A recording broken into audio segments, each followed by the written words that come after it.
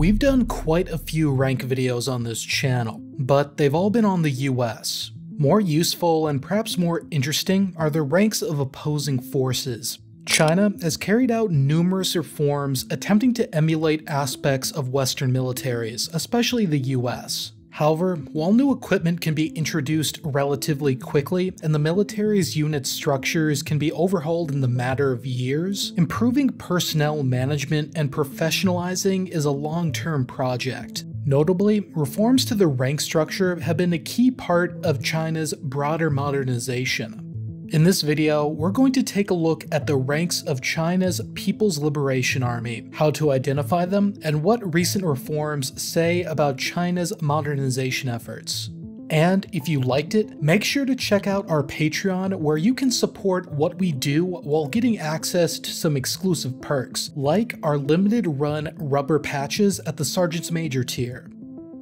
First, we'll go over the basics of recognizing Chinese ranks in the field. A combat arms soldier will likely not need to know the minutiae of Chinese army ranks, but knowing how to identify categories of personnel can help with segregating enemy prisoners of war and prioritizing personnel for intelligence gathering.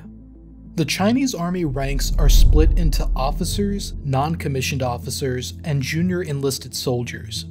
At the lowest are the junior soldiers. They're represented by just chevrons. Add a wreath and crossed rifles to the insignia, and you have an NCO. We'll go into this more deeply later in the video, but generally, thicker and more numerous chevrons means higher rank. Meanwhile, if you see stars, it's an officer. Stars backed by one vertical stripe represent company-grade officers, 2 stripes are field-grade officers, and a wreath with no stripes represents general officers. On Type 7 dress and service uniforms, these insignia are worn on the shoulders, but on combat uniforms, it depends on the uniform generation. On the established Type 7 combat uniforms, rank is worn on the collars in full color. However, on new Type 19 uniforms, the rank is worn on the chest. When not wearing a plate carrier, this involves a rank board attached to a chest loop. But on plate carriers, a subdued rank patch is attached with Velcro. This can be accompanied by a larger patch that includes name, blood type, serial number, and a QR code.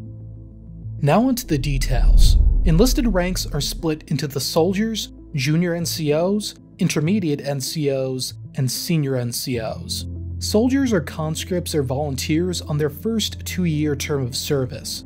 Conscripts are demobilized after 2 years.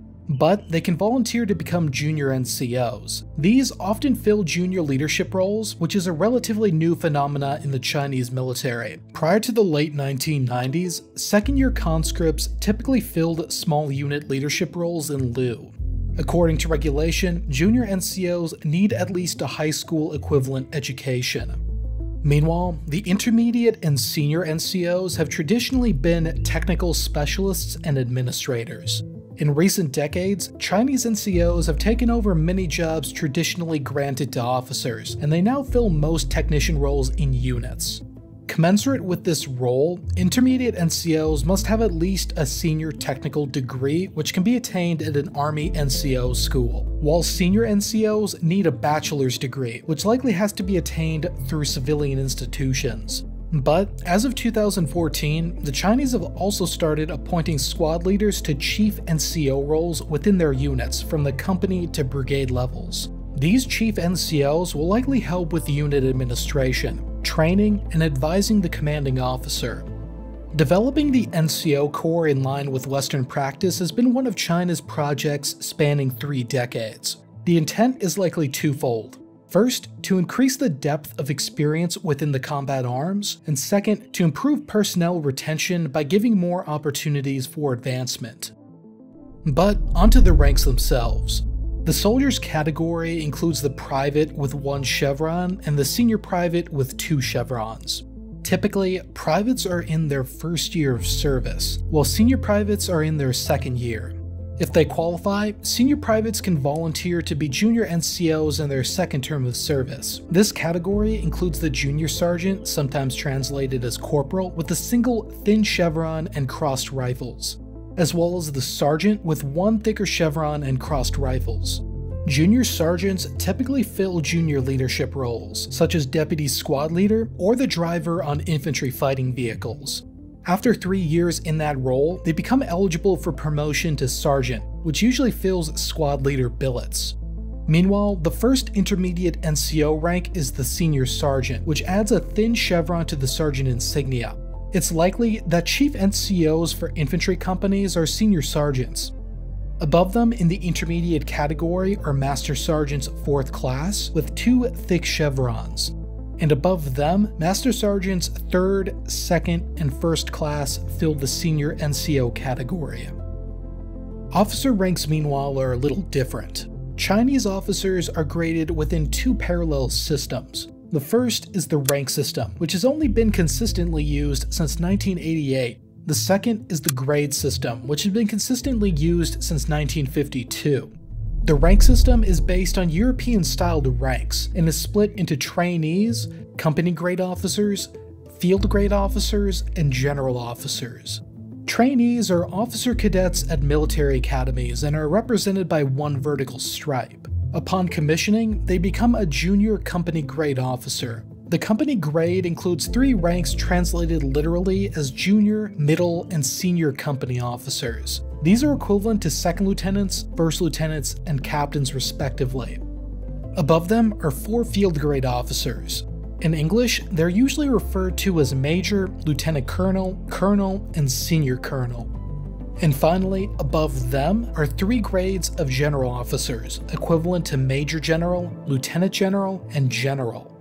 This all may seem fairly straightforward, but this system was actually not that important. Until reforms announced in early 2021, the grade system was the actual determiner of command relationships, prestige, and salary in the Chinese military. Officers were not addressed by their rank, but by their grade. Grades are derived from job titles, equivalent to a billet or post in a Western military. Before reform, there were 15 in the Chinese military, from platoon commander all the way up to vice chairman of the Central Military Commission. The Chinese don't wear grade insignia on combat uniforms, but they do on dress and service uniforms as ribbons. These ribbons are worn in the center on the top row of an officer's ribbon stack.